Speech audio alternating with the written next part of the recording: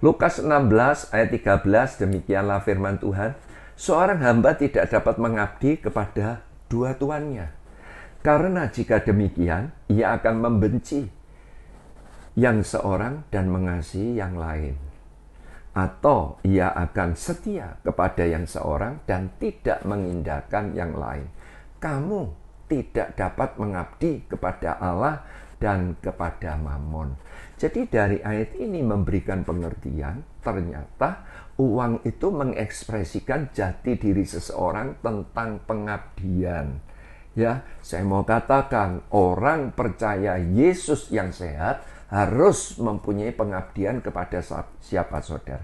Kepada Tuhan saja, bukan kepada uang. Nah, jadi itu sebabnya hari-hari ini kalau kita tidak hati-hati, oleh karena apa? Berkat yang begitu besar, yang tadinya kita itu pengabdian kita kepada Tuhan, kita bisa mengubah pengabdian kita kepada Mammon yang tidak jujur atau uang ini tadi. Jadi sekali lagi, uang adalah alat uji. Ya, alat uji untuk melihat pengabdian atau jati diri seseorang tentang apa? Tentang pengabdiannya. Ya, jadi itu saudara. Seringkali keadaan sulit, keadaan sukar, ya dipakai oleh si jahat, oleh iblis. Supaya apa?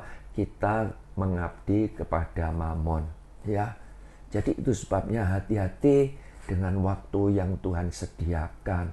Jangan sampai hanya dipakai untuk cari uang, tetapi kita harus belajar untuk mencari Tuhan dengan sungguh-sungguh. Sebab apa Alkitab berkata, Mazmur 34 ayat yang ke-11 dikatakan, singa-singa muda merana kelaparan, tetapi orang-orang yang mencari Tuhan tidak akan kekurangan sesuatu pun yang baik.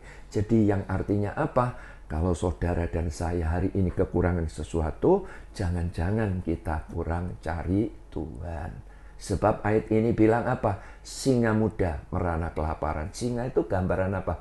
Raja hutan. Singa itu gambaran ya kekuatan, power, ya kekuasaan. Singa muda kekuatannya 2 kali lipat. Betul enggak? Tapi aneh, Alkitab katakan singa muda merana kelaparan. Tetapi orang yang mencari Tuhan tidak akan kekurangan sesuatu pun yang baik. Jadi itu sebabnya ya hari-hari yang kita lalui Tuhan sediakan waktu, kita jangan sampai lupa untuk cari Tuhan. Itu penting sekali. Alkitab berkata banyak uang mengundang pencuri. Banyak uang menggeser hati kita. Banyak uang membutakan mata iman, membutakan mata hati, membutakan pikiran kita.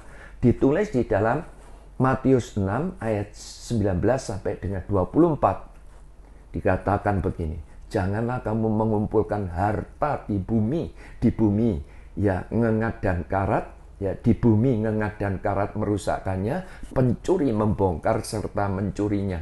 Tetapi kumpulkanlah hartamu di surga. Di surga ngengat dan karat tidak merusaknya, pencuri tidak membongkar serta mencurinya. Memang di surga tidak ada ngengat dan karat, pencuri juga tidak ada. Betul enggak? Jadi yang artinya apa ayat ini? Ternyata banyak harta atau banyak uang mengundang pencuri.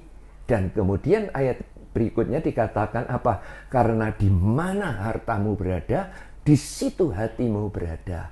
Yang artinya apa? Dengan banyaknya berkat atau uang yang Tuhan percayakan, kalau kita tidak hati-hati, hati kita yang tadinya melekat kepada Tuhan bisa bergeser kepada uang. Betul tidak, saudara? Yang tadinya pelayanan kita, motivasinya untuk kemuliaan nama Tuhan, bisa bergeser hatinya, motivasi kemana? Ke uang. Bisa enggak? Bisa. Jadi itu sebabnya kita harus hati-hati. Dan kemudian ayat yang berikutnya dikatakan, mata adalah pelita tubuh. Jika matamu baik, maka teranglah seluruh tubuhmu. Jika matamu jahat, maka gelaplah, ya, maka gelaplah seluruh tubuhmu. Jika terang yang ada padamu menjadi gelap, betapa gelapnya kegelapan itu. Yang artinya banyak harta, banyak uang yang Tuhan percayakan, kalau tidak hati-hati, ya mata hati kita, mata pikiran kita, mata iman kita ini tadi bisa buta, membutakan. Betul. Dan kemudian di bagian ayat yang berikutnya dikatakan, tak seorang pun dapat mengabdi kepada dua Tuhan. Karena jika demikian dia membenci seseorang dan mengasihi yang lain.